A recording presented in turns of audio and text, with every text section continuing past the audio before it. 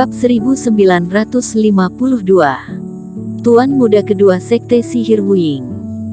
Di dalam hati Huozong, sekte yang dulu pernah dirinya bernaung ini, memiliki kedudukan tinggi di dunia ini. Tidak ada masalah yang tidak bisa diselesaikan sekte ini. Masalah anaknya, asalkan Master mengangguk kepala pasti ditakdirkan bisa diselesaikan. Suos. Di saat Huozong menunggu dengan panik bahkan sudah hampir kehilangan kesabaran, dari depannya muncul cahaya, akhirnya pintu terbuka. Seorang remaja berbaju hitam dari dalam lembah gunung berjalan keluar. Tuan Muda Kedua, Master Guru akhirnya ingin berjumpa denganku.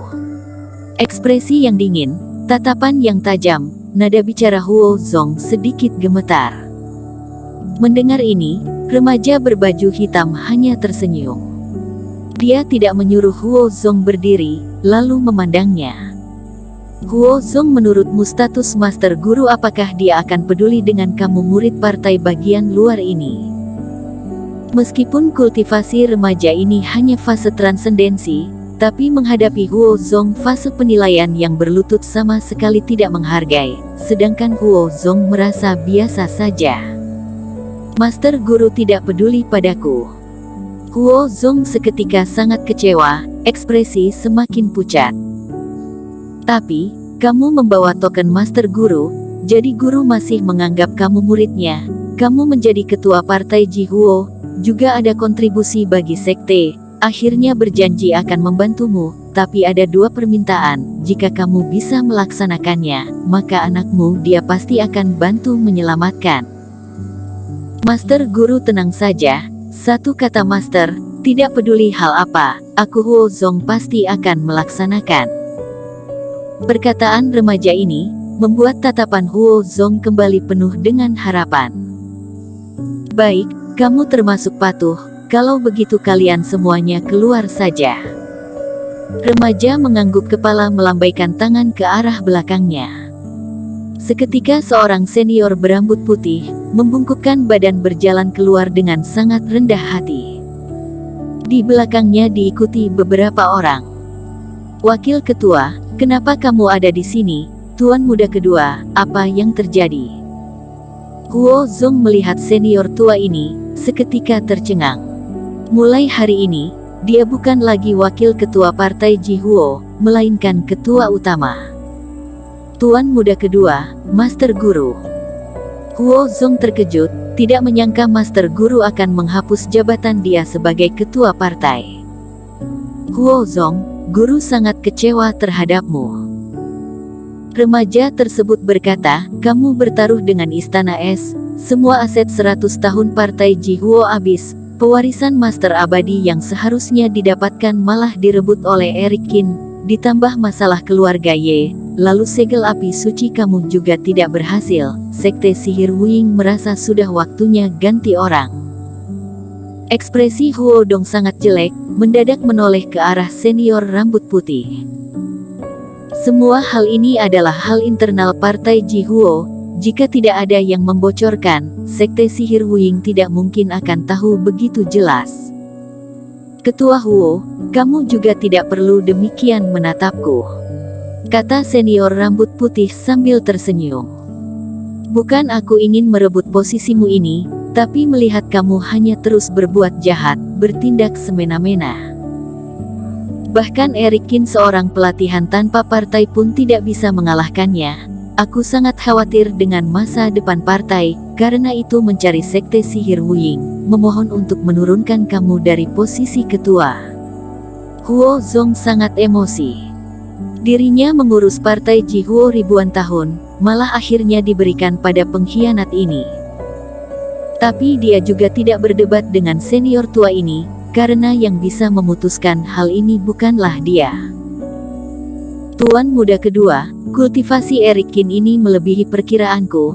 Masalah ini aku mengakui kesalahanku, tapi segel api suci aku juga terus mencari. Benda ini sengaja disembunyikan oleh ketua lama. Bahkan generasi penerus juga tidak tahu, aku benar-benar susah untuk mencarinya. Huozong dengan muka tidak rela berkata, memohon kalian memberikan aku satu kali kesempatan, aku pasti akan membunuh Erik Kin membalas dendam ini, juga dalam setengah tahun, tidak dalam 3 bulan pasti akan mendapatkan segel api suci, lalu diserahkan kepada Master Guru. Tidak perlu. Remaja tersebut mengerutkan kening, tidak ingin mendengar lagi, melambaikan tangan memotong pembicaraan Huozong. Kesabaran sekte sihir sudah habis, Master Guru meskipun kuat, tapi di atasnya juga ada pihak yang lebih kuat. Dia sudah mencari cara lain untuk menemukan segel api suci. Sedangkan pewarisan yang didapat oleh Erik Kin, aku akan mengambil kembali. Kali ini turun gunung, aku akan melaksanakan tugas ini, tidak perlu kamu ikut campur. Permintaan pertama sudah aku beritahu padamu. Permintaan kedua adalah kamu harus membantu Master Guru melakukan satu hal, tingkat kesulitan hal ini cukup tinggi, akan mempertaruhkan nyawa. Jadi, tidak peduli kamu berhasil atau tidak, Master Guru pasti akan menyelamatkan anakmu. Remaja tersebut dengan serius memandang Huozong. Huozong, aku sekarang bertanya padamu, perintah Master Guru ini apakah kamu bersedia menjalankannya? Kamu hanya perlu jawab iya atau tidak. Hati Huozong pun gemetar, ekspresi pucat. Perkataan ini, ingin dirinya melepaskan posisi ketua partai, pergi melakukan hal yang sangat berbahaya. Perintah Master, Huozong pasti akan melaksanakan. Tapi selanjutnya, Huozong hanya bisa dengan paksa menyetujuinya.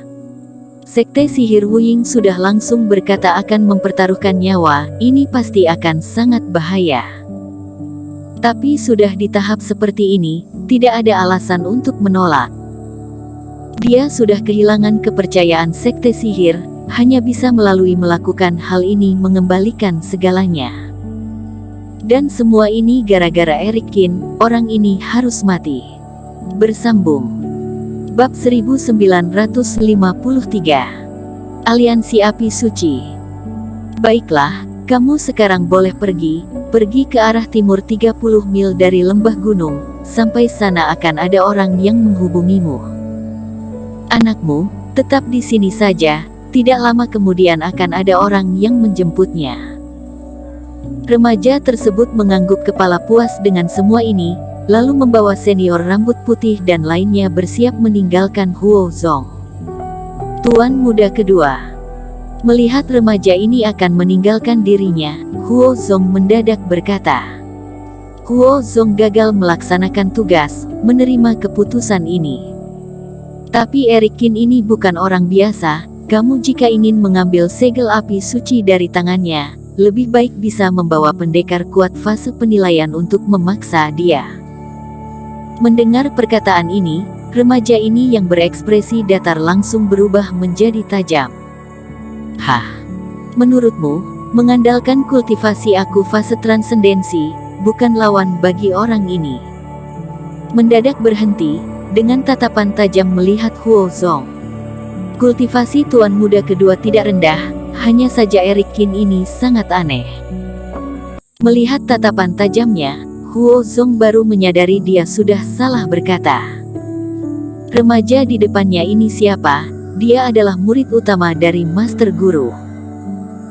Dengan kultivasi setengah fase penilaian, dulu juga pernah saat dikejar pendekar fase penilaian berhasil meloloskan diri, dan membuat jebakan melukai musuhnya, sangat menggemparkan. Jika bukan karena waktu latihan yang sedikit, kurang mendalami, mungkin sudah akan menerobos fase penilaian. Dia menundukkan kepala dan menjelaskan, aku hanya khawatir si licik Erik Kin akan menyiasati tuan muda kedua. Lucu, kamu tidak perlu khawatir yang tidak-tidak. Ekspresi remaja tersebut baru sedikit membaik, mencibir dan berkata, di depan kekuatan sebenarnya, segala trik dan siasat hanyalah ilmu yang tidak berguna. Huozong, aku tahu kamu takut dengan Erik Kin, karena Huorong termasuk di jenius berbakat yang diakui. Alhasil mati di tangan Erik Kin, kamu terhadap dia seharusnya waspada dan membencinya. Tapi Huorong setidaknya dahulu pernah melayani kakakku selama 100 tahun, ingin memukul juga harus lihat tuannya. Jika Huorong mati, kami sekte sihir hanya diam saja, bukannya akan diremehkan oleh dia. Kamu tenang saja, kali ini aku pergi mengambil pewarisan master, juga akan sekalian membunuh Eric Qin. Haha, hanya seorang pelatihan tanpa partai dunia luar, mengira mendapatkan pewarisan sudah bisa menantang sekte besar. Orang seperti ini aku dengan satu tangan sudah bisa meremuknya. Remaja tersebut tersenyum penuh percaya diri, sangat meremehkan Eric Qin. Betul, di depan tuan muda kedua, Eric Qin hanya termasuk binatang lemah. Terima kasih tuan muda kedua, aku mewakili anakku berterima kasih padamu. Huo Zong langsung mengucapkan terima kasih. Di wajahnya juga muncul senyuman. Dirinya sengaja menarik perhatian remaja ini terhadap Eric Qin, dengan tujuan meminjam tangan dia membunuh Eric Qin. Eric Qin, semua yang aku lakukan sekarang adalah mencelakaimu, jadi kamu wajib mati. Istana Es Arctic, di dalam kediaman tempat keberadaan Eric Qin. Ternyata partai Jihuo dulu bukanlah sekte sihir, ternyata juga ada aliansi api suci. Eric Qin di bawah sinar rembulan, membaca berbagai kitab kuno, pemahaman terhadap partai Jihuo juga semakin jelas. Partai Jihuo di tangan Huo Zong baru mulai berkembang, bertindak semena-mena, membuat keributan, membuat Eric Qin merasa partai Jihuo adalah sekte sihir, tapi setelah membaca berbagai macam kitab, ternyata bukan demikian. Kenyataan sebelum ketua lama meninggal, Huorong masih tidak berani berbuat ulah, bertindak semena-mena. Sampai akhirnya ketua lama mendadak menghilang, Huo Zong menguasai partai Jihuo, partai Jihuo baru pelan-pelan mendekat ke sekte sihir. Huo Zong memiliki latar belakang sekte sihir Wuying, pantas saja. Eric Qin menyipitkan mata, terus membaca, juga sangat terkejut. Sekte sihir Wuying ini, sebenarnya adalah sekte keluarga Wei, adalah musuh bebuyutan si tua Wu mereka, kebetulan sekali. Eric Qin merasa sedikit aneh, tidak menyangka pada akhirnya bisa melibatkan keluarga Wei. Tapi dipikirkan dengan jelas ini juga wajar, sangat banyak sekte tertinggi diam-diam mengendalikan pihak kuat di dunia dewa. Sedangkan keluarga Wei dan keluarga Wu adalah keluarga tertinggi di wilayah utara, terutama tempat kepala keluarga Wei berada di daerah dalam wilayah utara. Sedangkan aliansi api suci, adalah sebuah aliansi pelatihan yang pernah dibentuk oleh ketua lama partai Jihuo, pihak kuat yang ada di dalamnya seperti sekte suci abadi semuanya melatih teknik suci. Semua pihak kuat yang ada di aliansi api suci, dasar pelatihan mereka adalah api suci. Tapi setelah ketua lama partai Jihuo menghilang, sebagian besar anggota aliansi ini dipaksa bergabung dengan partai Jihuo, aset dan teknik mereka dicuri oleh partai Jihuo. Ini juga alasan utama kenapa partai Jihuo dalam ratusan tahun bisa berkembang secepat ini. Internal partai Jihuo sepertinya banyak masalah, mungkin bisa memanfaatkan poin ini. Langit mulai gelap, dari arah timur muncul cahaya emas. Eric Qin melambaikan tangan menyimpan kitab-kitab yang ada di atap dan berdiri.